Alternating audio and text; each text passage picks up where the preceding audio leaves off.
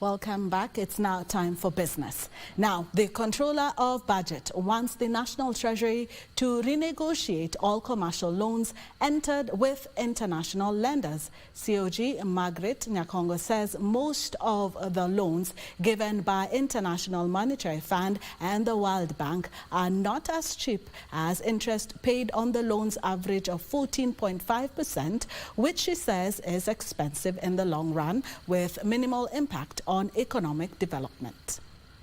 Thank you for your time.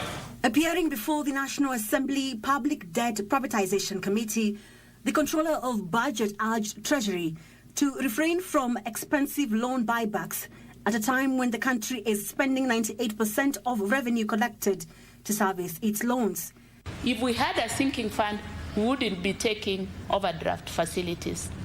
It would be our own overdraft account.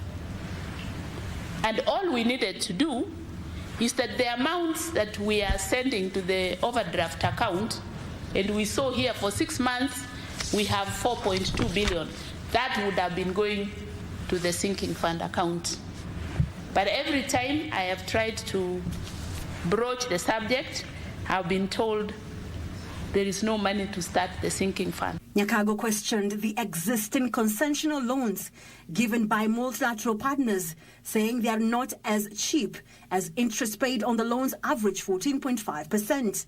What are you willing to tell Kenyans? Because every economist, including yourself, you are talking about concessional loans, which the government should go for.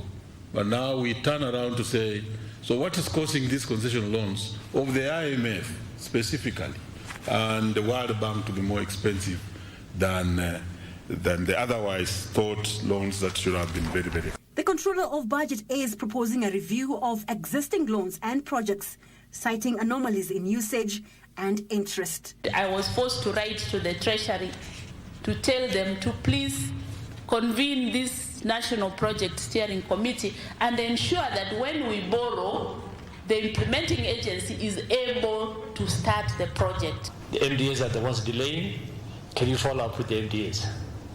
And the fact that you have given us a very good example here, I think this is one of the first loans that we're going to follow up.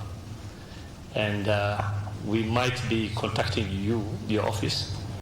She cited the continued rise in debt service cost, noting that if the trend continues, the government will end up spending over 800 billion shillings on debt interest expense by the end of this financial year. Weri Mujenga for Prime Edition.